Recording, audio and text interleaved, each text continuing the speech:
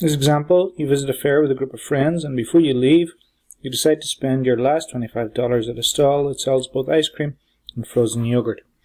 And ice cream costs $2 and frozen yogurt costs $1.50. Represent this situation with an inequality, and also graphically. Okay. Well, if we're going to do a problem like this, a real life problem like this one, we have to be very clear what all our variables represent. So you want to buy ice cream and yogurt. You don't know how much of each you're going to buy. So that's what our unknowns are going to be. So say that very clearly. So let x be the number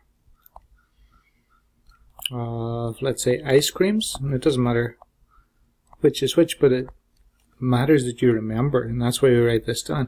Let x be the number of ice creams your group will buy.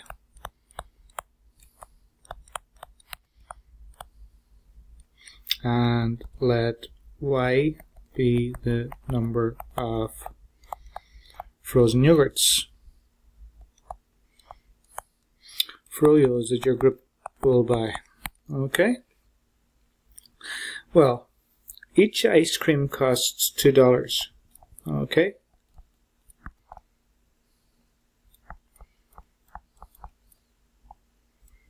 Costs $2.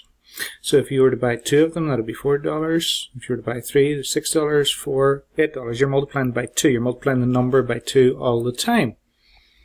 Well, your group's going to buy X of them. So to find out how much you spend, you're going to multiply by 2. So you'll have 2x. So the ice cream will cost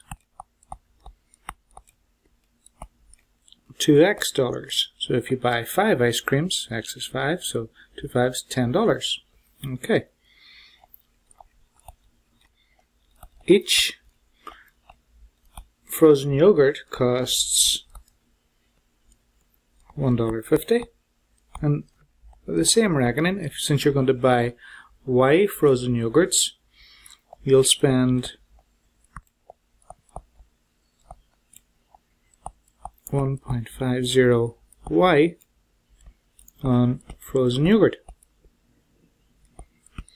Now, so if you spend $2x on ice cream and $150y on frozen yogurt, then altogether you'll spend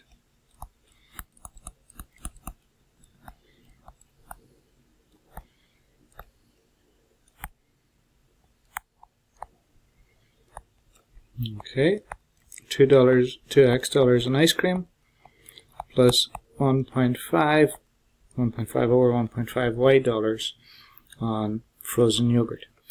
This, now remember what you've got. If we go back and read the question again, you're down to your last, as a group, you're down to your last $25. So the most that you can spend is going to be $25. This can be at most $25. Now, if you go back and remember, this is something that probably you could be you may not necessarily remember. At most can be represented with less than or equal to. That's at most. At least would be represented by greater than or equal to. Okay? We're not used to seeing these symbols represent at most and at least, but they do. They replace, if we're translating from English to math, at most becomes less than or equal to, at least becomes greater than or equal to. Okay? So we have seen that before. If you go back in your notes a couple of sections, we have mentioned that before, but you could be forgiven for forgetting it before now. Okay, so let's put this all together in mathematics. This can be at most, in other words, what you spend, which is 2x plus 1.5y can be at most, so is less than or equal to $25. Okay, and there's the first part of this question done. That's your relationship, that's your inequality. Okay? So the first question was to represent the situation with an inequality, and that's what we have. 2x, where x is the number of ice creams you're going to buy, plus 1.5y, where y is the number of frozen yogurts you're going to buy. The total cost is 2x plus 1.5y, and it has to be less than or equal to $25. Okay? Now the second part of this is to represent the situation graphically. Okay? Well, we've done this quite recently in this section. So for the graph, okay, for the graph, we can do it in a number of different ways. What we do first of all is we try and find the line. So we're going to replace the inequality with equals because we're going to try and draw the line.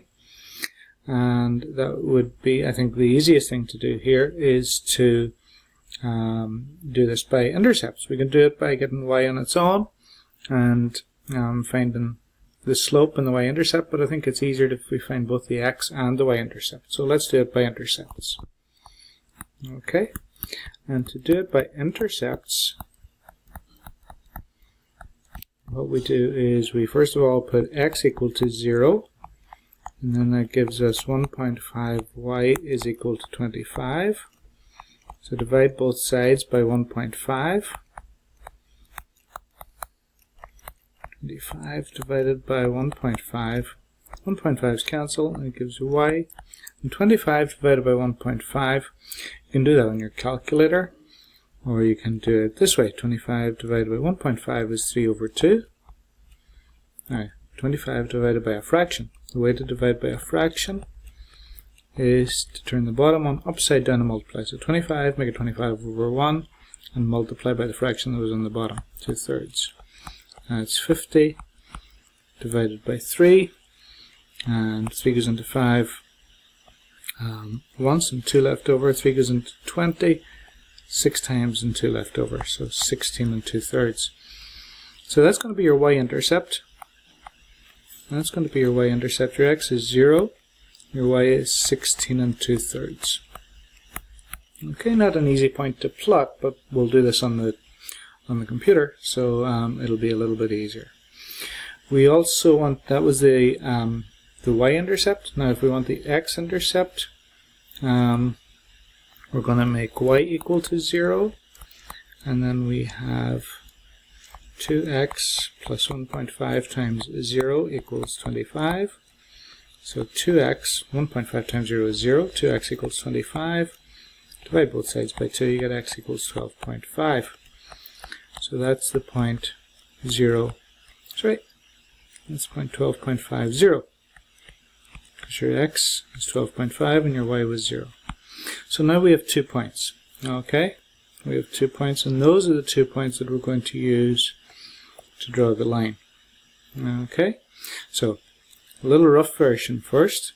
Okay, a little rough version so that we know what's going on, and then we'll tidy it up a little bit later. So 12.50 would be here, and 16 2/3 might be up here somewhere, because this was the y-intercept, remember, and this was the x-intercept. So we're going to have a line drawn between those two. Okay, so this is our x, and remember x represented the number of ice creams, and this was our y, which is the number of frozen yogurts. Okay, so the final thing we have to do is decide where to shade. Okay, so let's go back and look at our inequality. Our inequality, near the top of your screen now, our inequality was 2x plus 1.5y is less than or equal to 25. What we do is we test that with a point that's not on the graph, and that's not on the line. And 0, 0 obviously isn't on that diagonal line. So test the original inequality.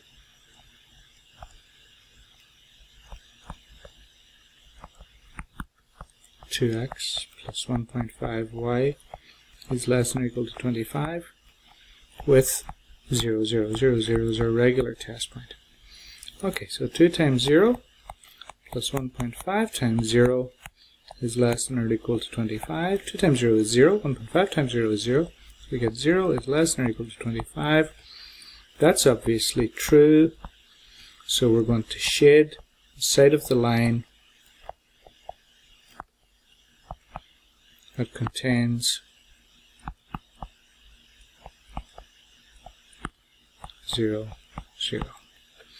And what we're going to do now, we're going to just pull that in here. I've already got it prepared. I'm going to pull it in here, and hopefully you'll see as you expected. There's the line. And here's 0, 0 down here. So we've shaded the side of the line that contains 0, 0. Now what does this mean? Well, if we remember that X is the number of ice creams and Y is the number of frozen yogurts, then we can purchase, your group can purchase any combination of ice creams and frozen yogurts that's in the shaded area. So for example, let's say we wanted to buy 6 ice creams. That would be 6 ice creams and 4 frozen yogurts. Okay, we'd be allowed to do that. Okay, because it's in the shaded area. So it means that we have enough money to buy 6 ice creams and 4 frozen yogurts because it's in the shaded area. Similarly, we could buy, let's say, 4 ice creams and 8 frozen yogurts, or indeed 10 frozen yogurts. So we could buy 4 ice creams and 10 frozen yogurts because that's in the shaded area.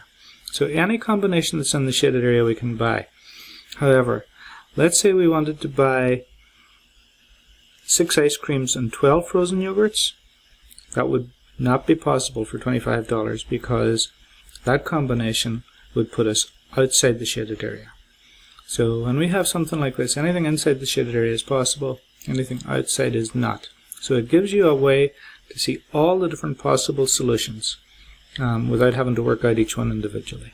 And that's the power of using linear inequalities and using graphs to represent linear inequalities. Okay, this has been another long one, and the problems as we go through this year do tend to get longer. But again, break it down into small sections, and the more you do of these, they're tough at the start, but the more you do of these, the more likely you are to be successful. Okay, thanks for sticking it out this long.